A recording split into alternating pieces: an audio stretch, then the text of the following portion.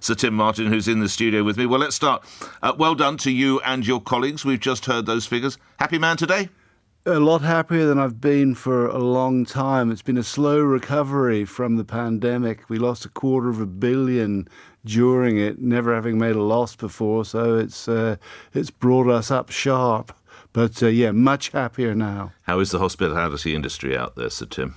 I think it's tough enough. I think that a lot of companies like us have got the sales back. The great difficulty is profits. And you were talking about food just now. Food prices up 25%. It's just a symbol of cost increases elsewhere. What about closures? There seems to be, Sir Tim, some comings and goings. You're closing some branches in the Wirral, in Streatham and elsewhere, but you're opening others. Talk us through that. I think if we've made a mistake in the last 15 years, we've probably put a couple of pubs close to each other in medium-sized towns.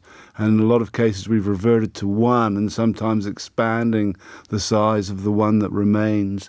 So I wish I could have saved myself 100 million or so if I'd known that 10 years ago, but never mind. What are the hurdles for the next 12 months? I think the hurdles for the next 12 months are just trying to improve all the time. You've got a business like ours. Warren Buffett, famous investor, said you've got to be clever every day. Not a good type of business. Much better to open an oil well or invent the iPad, Nick. It would be easier to do that. Yeah. The cost of a pint is, I understand, around £4.70. Sir Tim, in 2016, the average cost of a pint was £3.25. Do we put this down to Brexit?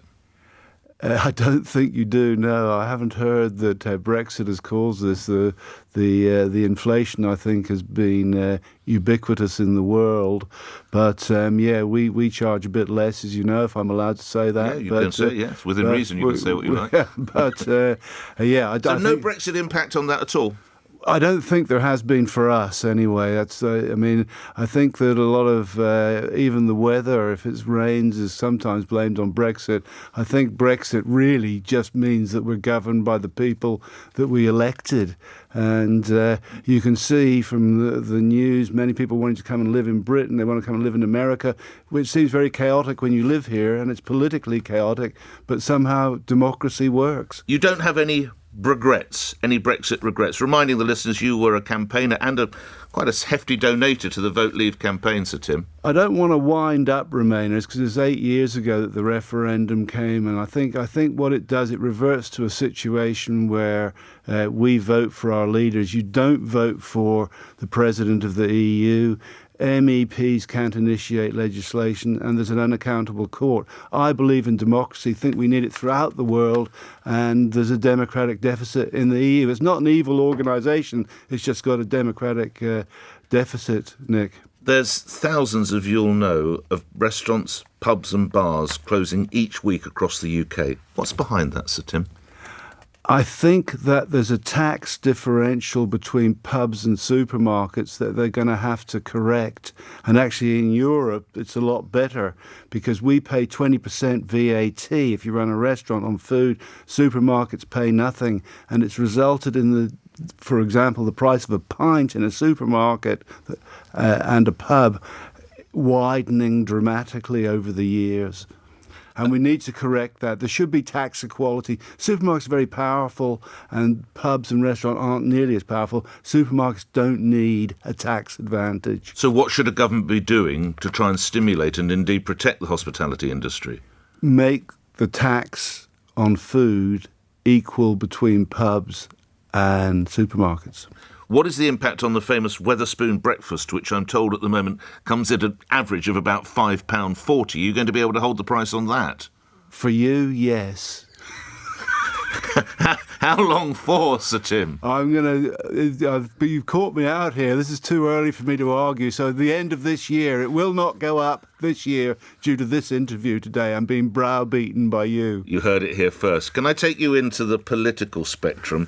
What policies for a business person such as yourself would you want to hear from the government or a party of opposition? What do they need to say to attract business votes? I think that, never mind the votes, to attract successful business, I think they need to go back to basics. Things like every expanding business needs a planning permission. That's got more difficult. Often people need to be able to move around the country. Employees need to be able to move around the country. So you've got to make it possible for landlords to rent at reasonable rents to people. And I think all these areas are becoming overruled by legislation, and it's becoming a more bureaucratic country. We were like this in the 70s, and there was a pro-business zeitgeist, and I think we're losing that. Where are you politically, Sir Tim? You've donated considerable amount of money to the Conservatives in 2019. More recently, you gave some of money to Reform UK. Where are you now? I'm neutral. You don't have any political leanings? I think I've been really a one-trick pony. I stayed out of politics till my early 60s and didn't support any party, but I supported Brexit, and that meant supporting a certain party at the last elections. But I'm reverting to neutrality. I'm the inscrutable face of a sphinx. If you'd had to vote last night on a Thursday night, as elections are normally, which way might you have voted? I didn't realise it was an election. No, but had there been, who would you vote for currently? I would vote. We do sponsor the Monster Raving Loony Party. Genuine reply. So I'd support them. You would vote for them Lord currently? Buckethead is my hero. All right. What's staffing like? The ability of hiring staff? It was very difficult post the lockdowns, and I think a lot of people were frightened or reluctant to get out of the house. Now it's pretty good for us. Have always been 100% staffed, but the pub managers say it's a lot easier to recruit staff, and we're also not losing staff. Yeah. Again, I know you don't want to sort of revisit history, but a lot of people say Brexit had a negative impact on hiring staff in your sector. You don't recognise that? We had a lot of terrific people from Poland, for example, working in our pubs, and there's nothing to stop, as I've said many times, nothing to stop this government issuing visas. Brexit doesn't stop you from allowing the Poles to come over in the way that the Australians can work in New Zealand or the Irish can work here.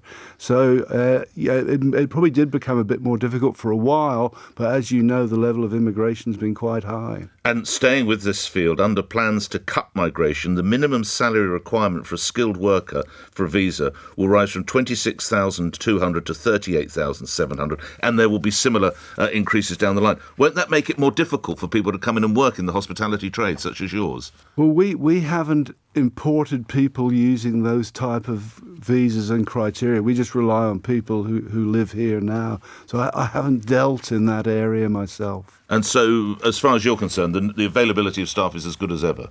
It's good now, yes. As it was back in 2016? It's very difficult. We were fully staffed in 2016 and we're fully staffed today. So if I maybe needed twice the number of staff, I might be able to tell you. But it's good today, all right. Nick. Very good. In a year's time, where does Wetherspoons want to be? We want to overtake Microsoft by opening many pubs in China. That's what we'd have to do. No, I'm only going. You're not really opening pubs in China. No. Okay. That could cause a big depression. Diplomatic incident. In the share price. All right. Okay. Well, maybe we'll stop there. You're a patriot. Am I a patriot? I'm to a degree, yes, but I like everyone. You seen the England kit? Have you heard the row about this? I've So Nike have decided that we no longer have that proud St George's flag. It's now a mixture of purple, light blue, navy blue, stripes such as that. What would you say to Nike about that if you're a patriot? I said, paraphrasing Madonna, we're living in a politically correct world. Good having you. Thanks as ever, Sir Tim. Sir Tim Martin is founder and chairman of JD Wetherspoons. You heard it here first. The price of your breakfast will not change, Sir Tim. Yes? That's right. Yeah, I've got the vote on that. 7:48 LBC News headlines. Thomas Watts.